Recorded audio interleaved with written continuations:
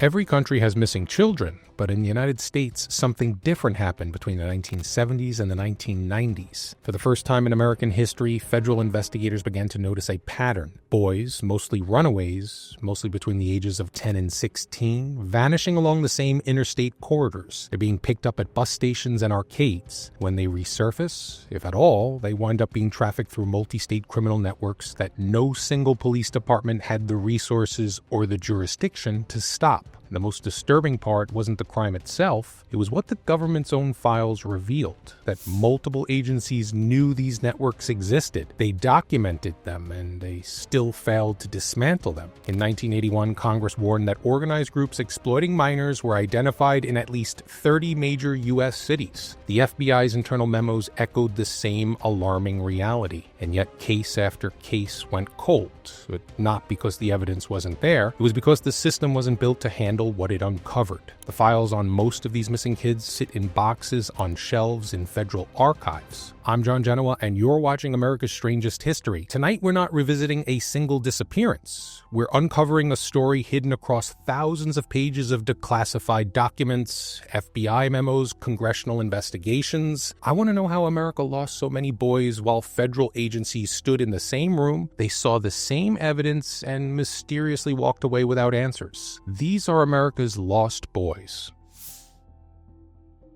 Let's go back to the 70s. It's a decade before the milk carton era, way before national databases. This was before the national definition of a missing child even existed. Now, in those years, local police departments worked in isolation. A runaway in Des Moines wasn't connected to a runaway in Denver. A boy picked up in Tampa had no reason to be linked to a case in Seattle. Every department kept its own records, its own procedures, its own assumptions, and in that world, children fell through the cracks by the tens of thousands. In fact, the 1978 Subcommittee on Criminal Justice warned that the federal system was never designed to coordinate multi-state personal crimes, and that new categories of offenses were emerging faster than the law could recognize them. The report, nearly 80 pages long, described an urgent problem. Interstate crimes were evolving, but our justice system was still operating like it was in the 1950s. At the same time, youth shelters and social service agencies across the country were overwhelmed. The number of runaway children exploded. It was fueled by the rising divorce rates, family instability, and the disappearance of community structures that once served as safety nets. Boys as young as 10 or 11 were boarding buses. They were sleeping in terminals and drifting into cities that weren't prepared for the wave of displaced kids arriving weekly. While many runaways eventually returned home, others were intercepted. Unfortunately, not by police or shelters, but by the people who knew exactly where these children gathered and exactly how to approach them. This was the environment that allowed multi-state exploitation networks to flourish. The government had no system powerful enough or coordinated enough to recognize the pattern. By the late 1970s, the FBI began receiving scattered reports. They were from New York, Chicago, Dallas, Los Angeles. They were all describing the same thing. Organized groups of adults transporting boys across state lines, moving them from city to city, and using interstate travel to stay just ahead of local jurisdiction. Each report looked isolated. The cases were tragedies, but they looked like local tragedies. When Congress finally reviewed the cases together, a pattern emerged that was impossible to ignore. And that's where the story turns, because what came next, in the early 80s, was the first official acknowledgement that the United States was facing something far larger, far more organized, and far more entrenched than anyone previously understood. By the 1980s, reports of missing and runaway boys were piling up in police departments across the country, but the scale of the problem remained invisible. It was buried in filing cabinets and lost across jurisdictional lines. The evidence was scattered among agencies that rarely spoke to one another. That changed in 1981 when Congress commissioned one of the most important and least discussed investigations in American criminal justice history: Sexual Exploitation of Children, a report to the Congress. The report didn't focus on conspiracy theories or sensational claims. It focused on data. I'm talking interviews, arrest patterns, police case files, and field research conducted in dozens of cities. And its findings were stunning. Congress concluded that organized groups exploiting minors were active in at least 30 U.S. cities. These networks operated interstate. They were moving boys from city to city for the purpose of evading local enforcement. Runaway shelters, urban bus stations, and youth hostels were the primary recruitment sites. Most critically, local police departments lacked the resources, the training, the communication infrastructure needed to combat this national-scale problem. The report is blunt. It warns that the federal government had no coherent system for tracking missing children, and that the multi-state networks were allowed to flourish simply because no agency was responsible for connecting the dots. This wasn't speculation. This was Congress documenting a failure in real time, a failure that had immediate human consequences. At the same moment, deep inside the FBI, agents working in the Crimes Against Children Division were beginning to map their own cases, not as isolated offenses this time, but as part of a larger ecosystem. Their internal memos describe boys being recruited at arcades, bus stations, and beaches, groups transporting minors along predictable interstate routes. We see organized offenders who stayed mobile, ensuring that the moment one city became dangerous, they simply moved on to the next. Now, some of these networks overlapped with prostitution rings. Some used fraudulent travel documents. Some were tied to criminal enterprises that operated internationally. Others appeared to exist in the gray space between local crime and something more structured. But the most important detail is this. Federal agents knew these networks existed and still couldn't stop them. Remember, it's not because they didn't want to or because they didn't understand the danger. It's because no law, no budget, no jurisdictional authority gave them the ability to chase offenders across state lines with the speed these networks required. The result was devastating. Children were disappearing into systems that outpaced the very institutions designed to protect them. And the consequences of that gap between which the government knew and what it could actually do would become painfully clear in the cases that followed. In 1979, Chicago detectives raided an apartment linked to a traveling prostitution ring. Inside, they found something federal agents had never seen before. It's a handwritten ledger containing the names, ages, and physical descriptions of more than 100 boys. It was filed with travel dates, hotel addresses, and coded initials of handlers. Now, this wasn't rumor, this was documentation. Some of the boys were reported missing in Iowa, Michigan, Colorado, and Florida. Some had never been reported missing at all. They were listed as having been picked up near train stations or teen hangouts. The ledger used the same internal code across multiple cities, suggesting a network with shared procedures and centralized record keeping. The FBI took over the case, but no one has ever successfully been prosecuted for operating the network. In the early 80s, a sting operation in Dallas unexpectedly connected to a case in Los Angeles. 2 boys, ages 13 and 14, were recovered from a home after a neighbor's complaint. Now, when questioned, they described being driven from Denver to Phoenix to Dallas to Los Angeles, rotating through houses used exclusively for travel stops. The route they described matched 3 other cases in the FBI files from the very same year. Now, one boy identified a Polaroid photo of 4 other boys from Phoenix. Those boys were later matched to missing person reports from 2 different states. This was the moment investigators realized that the networks were sharing minors across state lines to prevent local police from noticing repeat offenders. One of the most disturbing discoveries came out of New Orleans in the late 70s. Police encountered an abandoned warehouse believed to be used for narcotics activity. Inside, they found mattresses, restraints, and a wall covered in over 50 photographs of boys between the ages of 8 and 15. Some photos showed boys on Bourbon Street. Some appeared to have been taken in bus terminals and in parks in Houston, Jacksonville, Atlanta, Miami, and Memphis. The backgrounds in these images later helped investigators identify a multi-state route used by a specific traveling offender group. This case was explicitly referenced in a 1981 Congressional report, one of the few times the government acknowledged photographs consistent across multiple cities. No suspects were ever successfully prosecuted for operating the network behind the warehouse. In 1982, Miami police ran an undercover operation targeting individuals advertising runaway assistance in local newspapers. 8 men were arrested. Within 48 hours, police learned 3 were from California, 2 from New York, 1 from Louisiana, and all had prior arrests involving minors. Miami PD asked the FBI to intervene. The FBI declined, citing lack of federal statutes covering multi-state exploitation networks at the time. 5 of the men skipped bail and left the state. 2 of them were later arrested in Colorado with different boys. The case was one of the reasons Congress began pushing for new federal missing children legislation. When Tallahassee police detained 2 men with 6 children in 1987, the case quickly escalated because the children described living with a larger group, traveling to multiple states, and being trained for missions. The MPD report documented photos of children found in the Washington, D.C. properties along with travel itineraries. They found teletype messages referencing international destinations and coded instructions. The next day, the FBI took possession of key evidence and the case was abruptly closed. Regardless of the theory surrounding the finders, the real documented lesson is this: law enforcement had no framework for handling multi-state child networks, even when the evidence was overwhelming. The most chilling details in the federal files aren't the high-profile cases like Gosh or well-known urban legends, they're the forgotten ones. A 1983 Colorado case where a recovered runaway listed 3 other boys by nickname, none were ever identified. There's the Seattle case where police seized a binder containing bus routes next to lists of boys' first names. How about a Boston case where a suspect possessed Polaroids taken in 5 different states? The travel companion cases in San Diego showed boys being paired with unrelated adults for cross-country trips. Now, when mapped together, these cases reveal a scary truth. The United States wasn't facing one predator or one group or even a single theory. This was an ecosystem of networks that slipped through the jurisdictional cracks, and the government was powerless to stop it.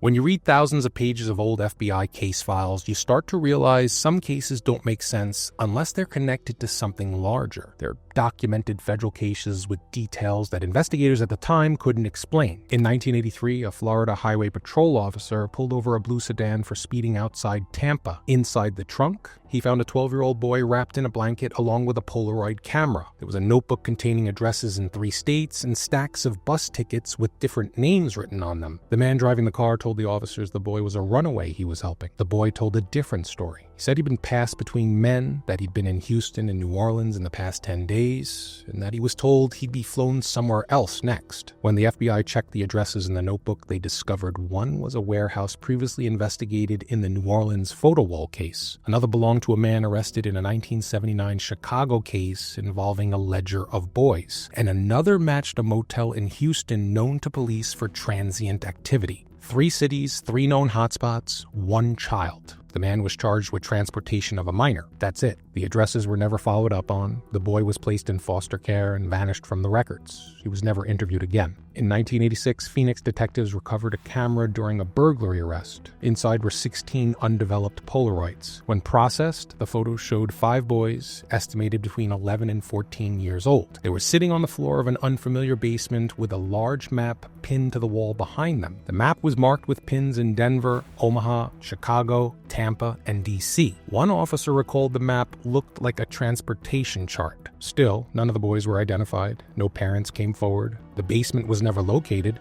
The photos were turned over to federal authorities and quietly buried. They never reappeared in any known public case. 2 months before the Finders case broke, Florida deputies stopped another van outside Tallahassee. Inside were 2 men, 4 boys, camping equipment, and a binder with 45 photographs of boys taken in Orlando, St. Louis, and Richmond. The men claimed they were a traveling educational group. One boy said, "They take us places. They trade us." When investigators contacted other states, they discovered Missouri had an open case on one of the boys, but had closed it early. Virginia police believed that the 2 boys resembled children seen with an unknown group months earlier. Now, the men had active warrants in New England for transporting minors. The case collapsed when one boy recanted under pressure in court. The charges were dropped, and the men disappeared. The binder vanished from evidence storage, and only the intake log remains. In 1982, Seattle police executed a warrant on a home linked to narcotics trafficking. What they found instead was an 8-inch binder labeled Trips. Inside, they found lists of first names categorized by city, along with scribbled ages next to each name, and transportation notes like Reno to Vegas to Riverside, 4 days. One page listed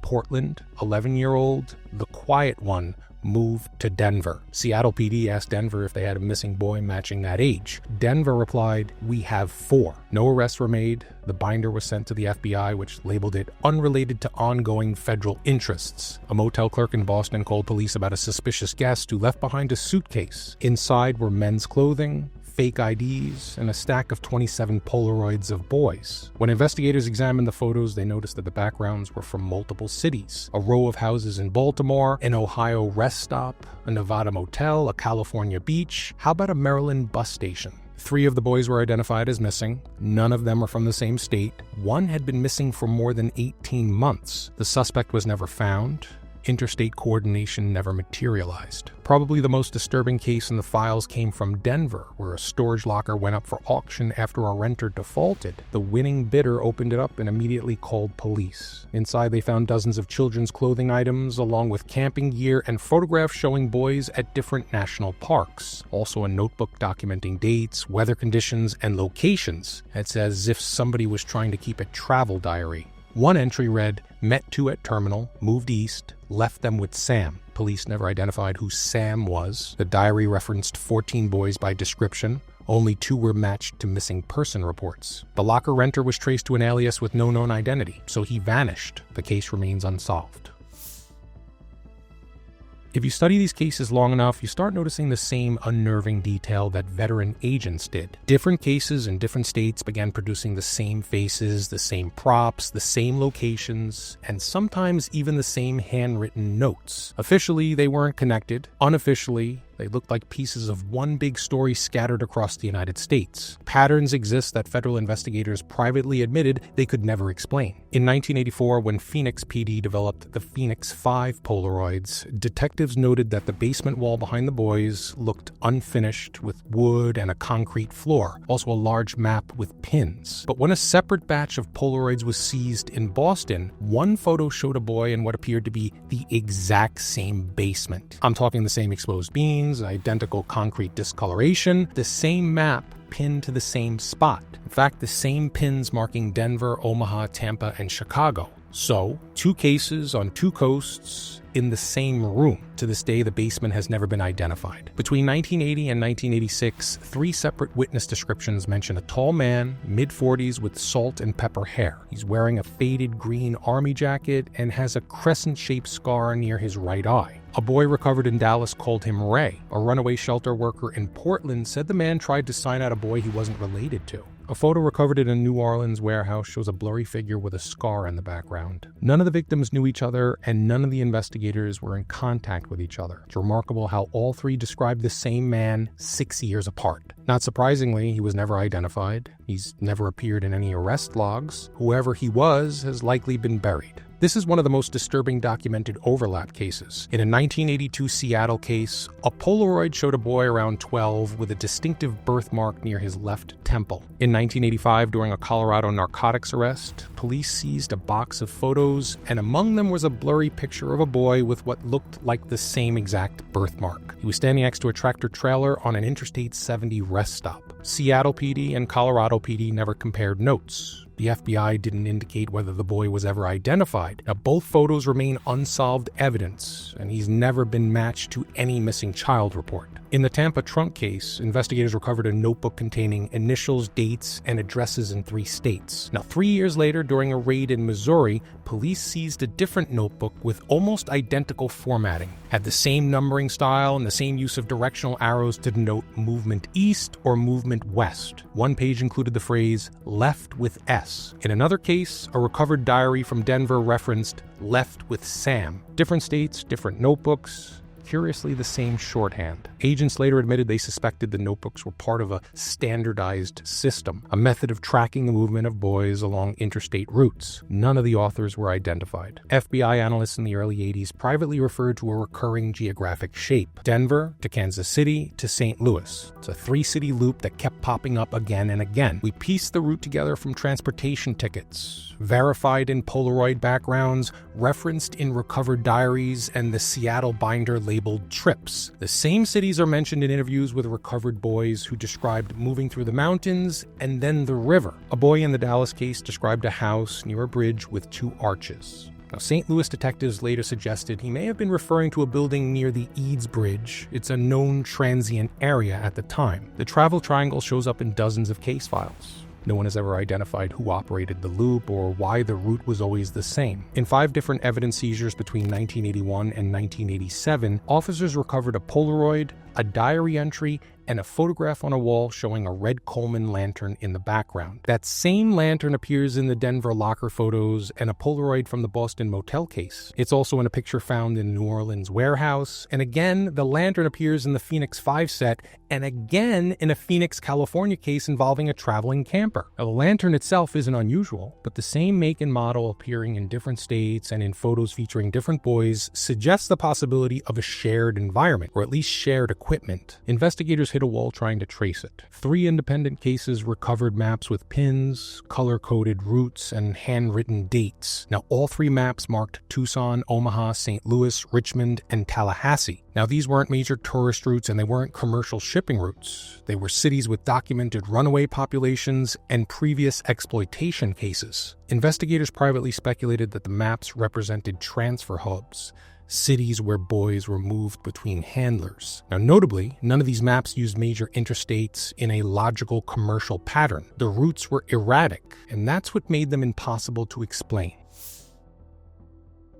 There's a common thread among all these cases. Certain men drift in and out of investigations like shadows. They appear suddenly, usually under an alias, usually with a boy who wasn't theirs, and then once police or federal agents get close, they evaporate. So let's take a look at some of these sketchy suspects. The man with 3 names. In 1981, Denver police questioned a man traveling with a 13-year-old boy. He identified himself as Mark Evans. He was released after the boy refused to speak further. Now, 2 years later in Kansas City, a man matching the exact same description, same height, same glasses, same haircut, was detained with a different boy. This time he called himself Daniel Ross. The fingerprints? They were smeared and unusable. In 1987, Tallahassee deputies stopped a man in a van with 2 boys. He provided the name Peter Lee. All 3 names were aliases, and all 3 records later vanished into sealed files. When federal agents attempted to compare the Tallahassee prints with earlier cases, the Denver prints were missing from storage. The Kansas City file was labeled Miscellaneous Youth Pickup,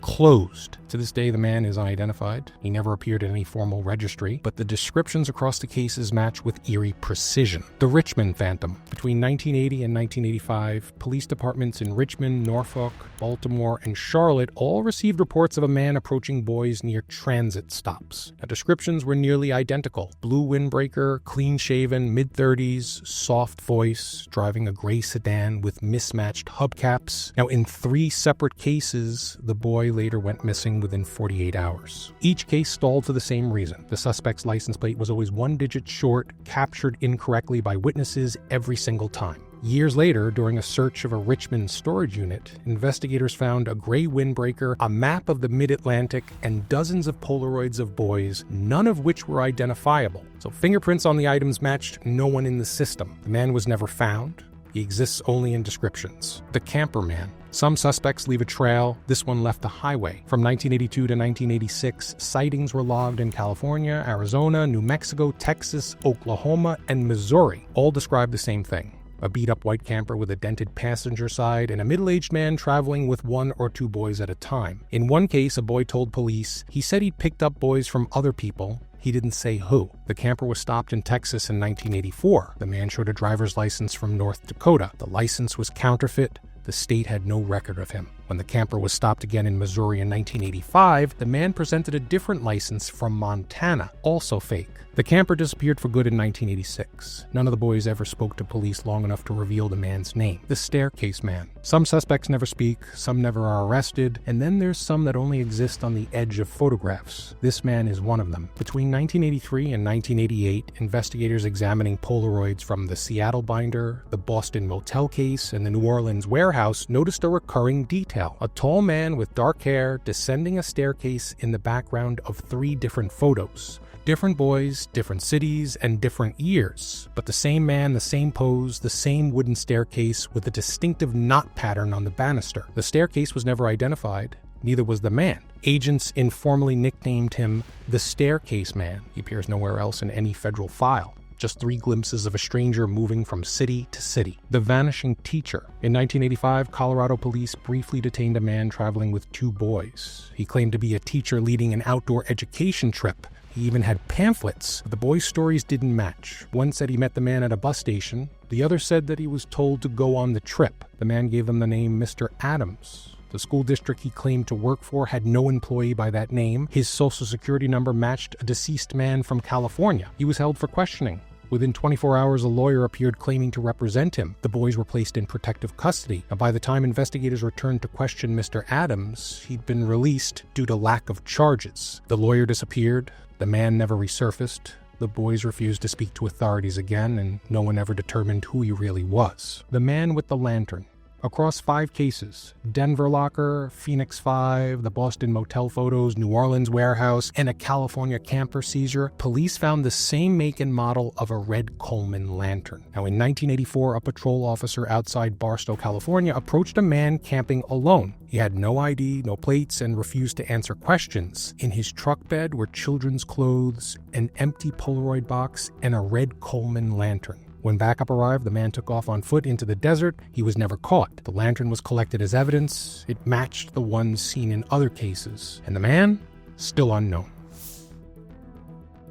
By the late 80s, the federal picture was unsettling enough that agents stopped talking in terms of cases and started talking in terms of patterns. When analysts overlaid the Denver, Kansas City, and St. Louis travel triangle with the Tacoma, Phoenix, and Dallas routes that they found in the Phoenix 5 photos, they noticed something disturbing. Both paths intersected the same handful of cities where multiple boys disappeared or had been recovered with no identification. Now, it wasn't proof, but it was odd. Several retired analysts later admitted that when they mapped all the known cases, the same corridors lit up repeatedly. One called it a circuit, a loop, almost like someone had built a route. When agents realized that the same red Coleman lantern appeared in evidence from 5 different cities, they didn't know what to make of it. Lanterns are common. Camping gear is everywhere, but the same model appearing in 5 unrelated cases in 5 different states across 7 years, that was something else. One investigator reportedly said, "It's as if they were using the same equipment, like a kit." Anyone who's worked in law enforcement knows people leave paper trails. Fingerprints match someone somewhere, and aliases only go so far. But the men in these cases didn't follow the rules. They didn't leave trails, they didn't get recognized, they didn't have social security numbers that made sense, and they didn't show up in any future arrests.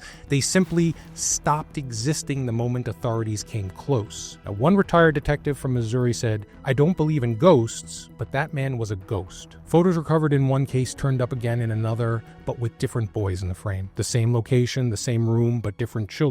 Theories ranged from a shared location used by multiple offenders to itinerant groups traveling together or something far more organized. No one could prove any of it, but no one forgot it. When an agent reviewed the New Orleans warehouse photos years later, he recognized the wallpaper pattern seen in the Boston motel case. 2 cases, 2 cities, 3 years apart, but the same wallpaper. When the trips binder from Seattle was compared informally to notes from the Tampa case, agents noted that both used the same arrow patterns, the same shorthand, and the same marking system for movements east and movement west. One page in the Seattle binder read, "Left with S." A diary in Denver read, "Left with Sam." Coincidence? Maybe, but the handwriting style was eerily similar. Federal agents weren't allowed to say the words shared network, so instead they used phrases like similar operational structure, parallel behavior, and pattern consistency across jurisdictions. Their meaning was clear. This is one of the most unnerving details in all the files. 3 Polaroids recovered in Phoenix, Boston, and New Orleans show the same unfinished beams, the same concrete discoloration, the same staircase knot pattern, and the same map pinned in the same place. 3 states, 3 years apart,